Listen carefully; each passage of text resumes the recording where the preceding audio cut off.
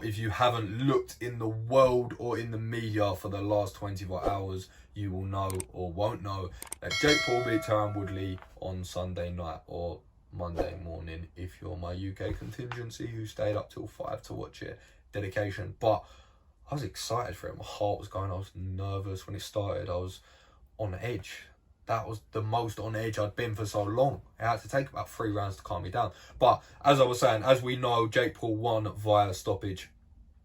A controversial stoppage, via decision. Very different. A controversial decision, a lot of people said. I personally didn't think so. I think it was a very convincing win. I think Tyron Woodley was lucky to maybe have 3 rounds. So I don't think it was anywhere near. But anyway, we're not here for that. Conor McGregor beat Jake Paul.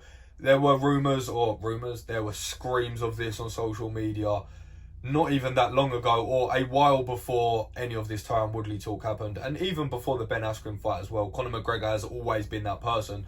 But it's always seemed ridiculous to even comprehend those two in a sentence. So people didn't really take it too seriously. And then things started to happen. Jake Paul started to come out and knock people out and then beat 5-time world champions. And now that conversation is in a few people's mouths. And I think it's a pretty legitimate conversation. And I'm here today to say, I think it's a very good fight. I think it's a very, very good fight for all parties involved. Most notably, Conor McGregor. Argue amongst yourselves. Because when I have a look at it, when I have a look at the dimensions of the fight, where Conor McGregor is at the moment, it makes so much sense. It makes so much sense. If I was Conor McGregor... Now, the difficulty, before I get too excited, is he is still contracted into the UFC. Now, I know we've seen it before where there's been exceptions. They've done sort of dual promotion with Mayweather and Conor McGregor before. But he still has he still has fights on his contract. Not sure how many. But we've seen it done before. And let's look at this on paper. We have Conor McGregor, and we know, I don't need to read out or any statistics or numbers or the fact that he pulls the strings in the UFC. I sometimes forget that Dana White even owns it. Well, I guess it's not that. It's the Endeavour Group even own it, because Conor McGregor pulls the strings in the UFC, and he has done for years. If he sits at a table with Dana White and Jake Paul sitting at the opposite end, they are getting that done. If those two in that room wanted that bad enough, they are getting that done. There is no doubt in my mind. Conor McGregor could have 50 fights left on his contract. They are getting that done. And Dana's going to get a nice slice of that cherry pie, fly off into the sunset, no doubt buy a yacht or a home gym, because he's looking like The Rock at the moment. He's looking ridiculous. Do we remember when he came into the UFC? If you haven't seen Dana White when he came into the UFC, Google that.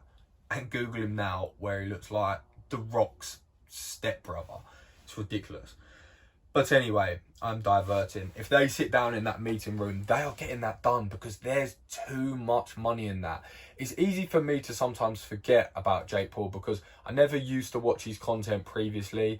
I only really sort of knew him as he came onto the MMA scene, in terms of when he was shouting Ben Askren out and whoever else, and Conor McGregor for that matter. So, but I didn't realise, I was ignorant to how much pull he had, to how much attraction was around him, to his following. I didn't really even know who he was, so I didn't realise he had 20 million subscribers on YouTube, which is obscene, and probably equal to that on Instagram, which are crazy astronomical numbers. And as Saturday showed, he was selling out stadiums where NBA teams play. He was selling out NBA stadiums, which is crazy. With good atmosphere as well. There was good noise in there. There was people having a good time. And that's not easy to do. And Conor McGregor, as I said, speaks for himself. His numbers are barely quantifiable in the UFC. So if you clash them together, I think it could genuinely be one of the biggest fights in history.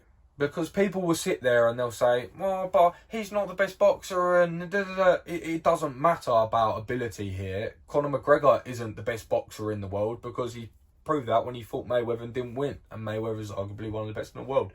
But isn't about that. It's about buzz. It's about excitement. Because coming back to what I was saying earlier about when I was saying I was so nervous, I was on the edge of my seat. I was.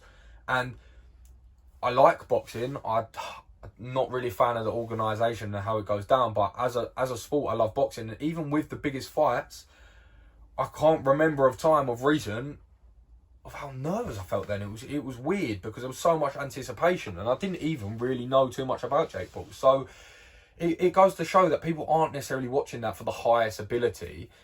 People are watching that for the excitement and the anticipation and the just what if. And Jake Paul and Conor McGregor is a brilliant narrative. And also, from Conor McGregor's perspective, as I was talking about earlier, this sounds perfect to me. This sounds absolutely perfect. If they can get something in the contract or get something in the diary soon, then there's nothing better for Conor McGregor to come back to. In my opinion, you take one discipline, for example, so you're taking boxing. So what you're going to be doing there is having a lot less stress on that leg that he's just broke. So he's not going to be having high impact wrestling, jiu-jitsu, kickboxing. He can relax that leg a lot more. And that's only going to give it much more time to develop stronger. And then on top of that, you're going to get obviously a very, very strict sort of camps in boxing. So you're going to sharpen your skills there as well, which is not going to do anything but help. Also on the fact that he hasn't won a fight in however many years, and this is a massive way to do it. Whether you like it or not, whether you think Jake Paul's the worst or the best boxer in the world, this is a great way to do it because there will be so many eyeballs on it. And he can have this moment where there's a lot of conversation around it, or the most conversation ever in fights. He could probably have the biggest pay-per-view, and he has the ability, or he will definitely believe he has the ability, especially after watching that Tyron Woodley fight where I thought he was decent, but Conor McGregor will watch that and think, I can go and knock him out. So if Conor McGregor's going to sit there and believe that, and I believe that could very much be the case as well, then this should be an easy win. And what better way to get your name back in people's mouths in a positive way after everything that's happened recently than getting a statement win over one of the most famous people on the earth at this moment. In terms of the media, there's not a lot of people much bigger than himself and his brother. And that went to show when his brother just fought Mayweather, who just fought Conor McGregor.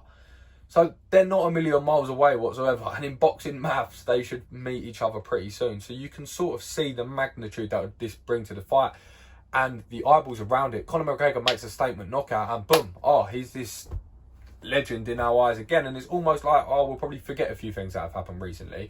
Then that puts him in nice stead to come back into the UFC with that confidence, maybe that fit, that health in the leg, maybe that happiness that he feels strong and even more confident in his hands because he's dedicated even more time to that, and he's ready to go. Resurgence 2.0, because I can see that happening, and I'm getting wildly ahead of myself. You can see I'm getting very, very excited, but if you've listened to that whole video, you can see why that makes sense. And obviously I don't even have to point out the monetary side of it, because he'll probably walk back home with £250,000 in his bank account. And when he said he will become a billionaire in 5 years or 3 years, wherever it is, when he's 35, he could probably do that in a couple of years, or even this year, I would imagine. So there's a lot to consider there, and he was shown on YouTube today to be very dismissive of Jake Paul, but trust me, Conor McGregor is a businessman first, and he is not dismissive of Jake Paul, because that could be